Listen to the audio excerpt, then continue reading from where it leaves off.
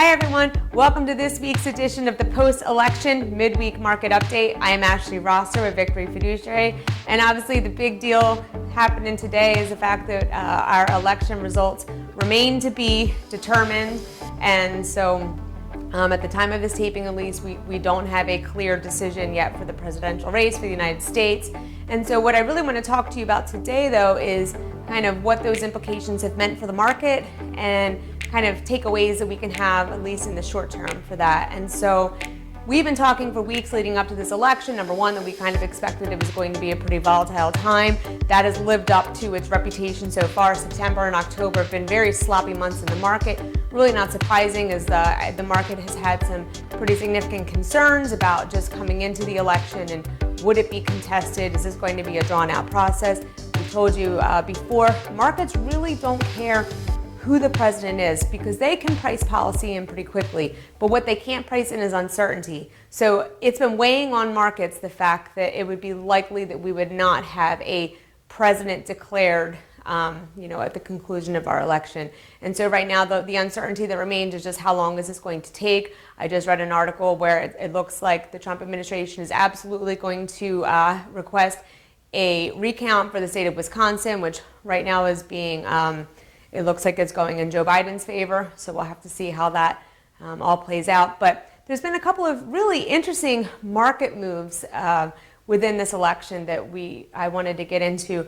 Number one, it seemed like, and many other analysts would say, that it almost seemed like the market was pricing in the assumption that we would have a Joe Biden victory. And that's because we've seen over the past few weeks, there's been a lot of downward pressure on big technology, where we've seen significant outflows out of big technology, and then we've seen flows into areas like building and industrials, areas that would typically do well with lots of stimulus. And so what the question was is the market assuming that we need to be pulling money out of tech and putting it in areas because we're going to get a stimulus bill passed quickly when Joe Biden becomes president? And so we kind of saw this shift that happened over the past few weeks. So last night, what was fascinating is Donald Trump started to pull some of the swing states that weren't really necessarily going in his favor according to the polls. All of a sudden, he started to kind of lock down a few of these states, and NASDAQ futures, just went through the roof to the point that I've never actually seen NASDAQ futures do what they did. They actually talked about pausing trading in the NASDAQ because things were so high. And it was almost like some analysts wondered, is the market now taking bets like, oh, maybe it's not going to be this giant blue wave that was expected.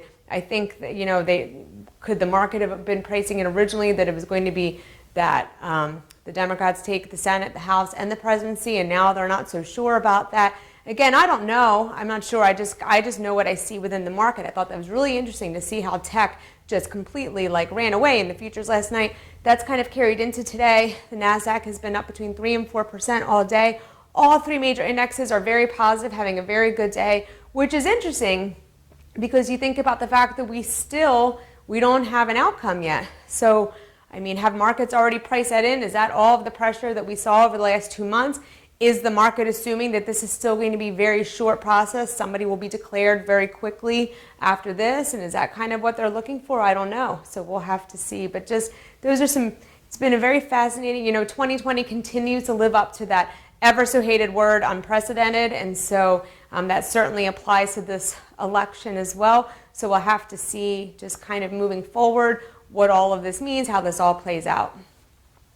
Do you want to talk for a few minutes about what we're seeing on the technical standpoint? So this is the S&P 500.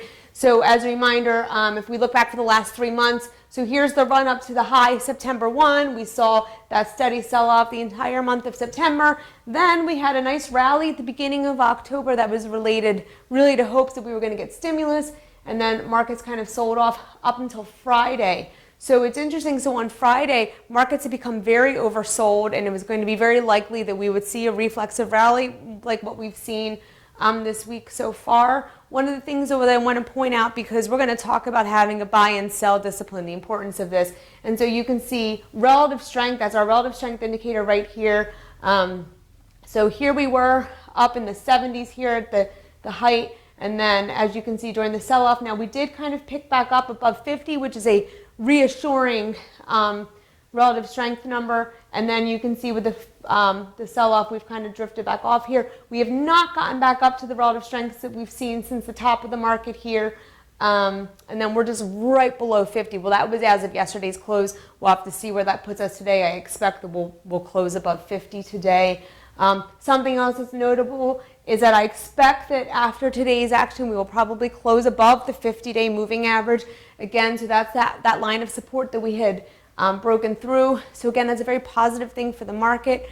So we had talked before about back in 2000 that the market had sold off over 7%, which was pretty significant back in 2007% between the time of the election night and December 13th, when the Supreme Court finally declared who the winner was after the Florida recounts. And so I think that there's definitely short-term volatility still possible for the market despite today's rally. So things that I think investors, you just really need to kind of be cautious here. One thing that you don't want to be doing is just kind of jumping in and running with the masses just because. You want to make sure that you have a very clear, defined reason for why you're buying or selling at this point. I want to show you here also, we've talked before about the fact that we can use money flow buy and sell signals to kind of give us some guidance on what may be happening in the market upcoming. And so this is going to be the money flow signal that we're going to talk about here. As of last week here, money flows have become extremely oversold. Market was oversold significantly, and it was at this point that we realized, and you can see that it began to taper off, it was likely we would see a rally starting off at the beginning of the week, and that has definitely held true. And you can really just see, though, how this works, that every time we've had downward money flows, you can see there, then we bottomed, then came back up, and then we saw that again. And so it's just interesting to see that we kind of continue to track along this this path here, and so we will just continue to be watching that. And so as an investor, you may be wondering, so what do we do now? I've had clients call me today, so what do we do? Do we have to make a change? What happens if Joe Biden wins? What happens if Donald Trump wins? What do we do? And my answer is we do the same regardless of the outcome of the election, because we're going to follow the math and the rules. The technicals will guide us. So all of the noise of what you hear on the news and what you see on your social media feed, all of those things, they really don't mean anything in terms of how we make decisions. We have a very defined process that we follow. And so I think it's really important as an investor for you to kind of train yourself to take the emotion out of your investing. Because a lot what we know is that when we allow our emotions to guide our decision process, we typically don't have a favorable outcome. And that's if we're buying or if we're selling, to be honest. It's really important to have a buyer and sell discipline. Over the next few weeks, my plan is that I'm going to start to take you through some of the process that we follow that allows us to make some of these decisions that we're going to share with you. We have a brand new studio that is being renovated right now that is just going to be for these videos, and so we put a lot of time and thought and innovation into being able to hopefully bring you the best possible content. We have a screen that's on its way that's going to be completely interactive, that I can show you things in real time, what we're doing, what we're seeing, what we're tracking. And so I'm excited about having that technology made available for us. So for the next few weeks, we just got to kind of bear with me with what we have, but we're looking forward to what we're going to have very shortly regarding these videos. And so the first thing that I want to talk about with the technicals is, as an investor, you really want to make sure that you have a very clearly defined buy and sell discipline. And that you're not buying just because you feel like it's a good time or selling because you feel like it's a bad time, but that you actually have a process that you follow. And so with our buy discipline, part of what we look at is we're looking at relative strength. We want to make sure that the areas of the market that we're steering ourselves into have positive relative strength, positive momentum.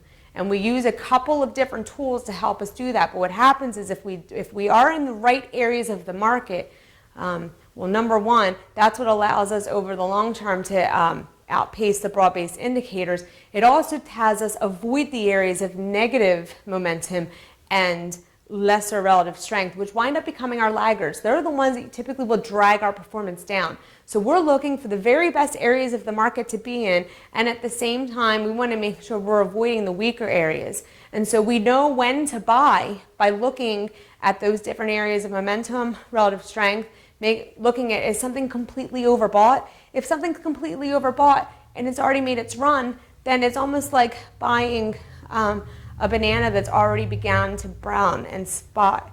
That's probably not going to give you a great run. And so we're looking for areas of the market that are favorable and that have room to run, so to speak. And so you also want to make sure that you have a sell discipline. Same idea though, you're looking, did relative strength shift? Have we ran through a cycle and are we now, is it becoming a lagger? Because here's the thing, if you don't have a sell discipline, then that means that you're probably holding on to your laggers too long. Because if it's not working today, it's probably not going to work tomorrow or next month. And so as market cycles kind of complete, it's important to be able to say, okay, we violated our rules, it's time to move that area out and move into the next area that's kind of up and coming. And so having a buy and sell discipline is extremely important.